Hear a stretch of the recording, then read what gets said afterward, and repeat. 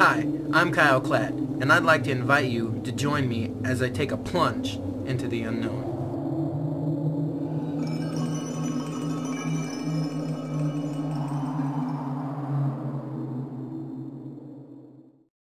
The story begins as I arrive home after a long day of getting greasified at McDonald's. I sat down and began to rest my eyes, but as I was falling asleep, I realized that my favorite show about paranormal phenomena was on TV. As the show neared its conclusion, I rolled my eyes at the absurdity of its content. Turning off the TV, I decided to look for some alternative means of entertainment. I looked around and realized my parents were nowhere to be seen, so I journeyed downstairs to look for something to do. Stopping short of the basement floor, I scanned the area for items of interest.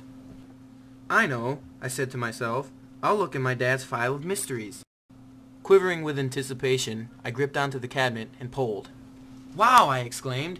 Not in a million years would I have thought this would be the mystery.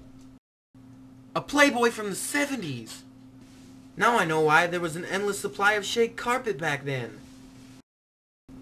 But before I could fully enjoy the magazine, I was rudely interrupted by voices from some strange creatures inside the cabinet. At first I thought the creatures were cute, but I decided to smash them because they were making random noises and rambling on about stuff that was irrelevant to the topic at hand. After shaking off what I thought was my imagination, I decided to play some pool. Then suddenly, a leprechaun named Leppy popped out of one of the holes.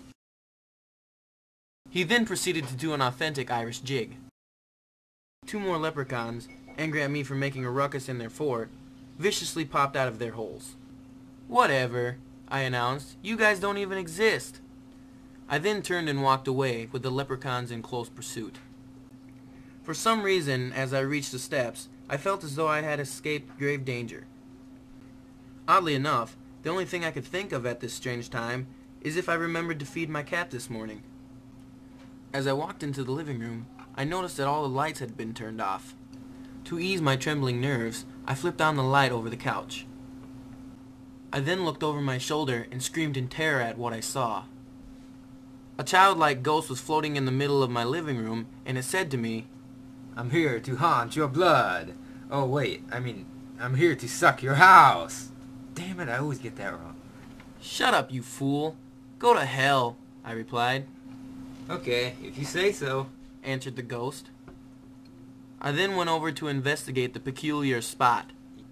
I decided to conduct an experiment by stepping into the portal. I quickly learned that this was not a bright idea as I started to sink into the floor. Goodbye, cruel world, I thought to myself. Gasping for air, I jumped from the couch and realized that it was all a dream. I thought to myself, wow, I'm glad those little creatures don't exist in the real world. I then ventured outside to get a breath of fresh air.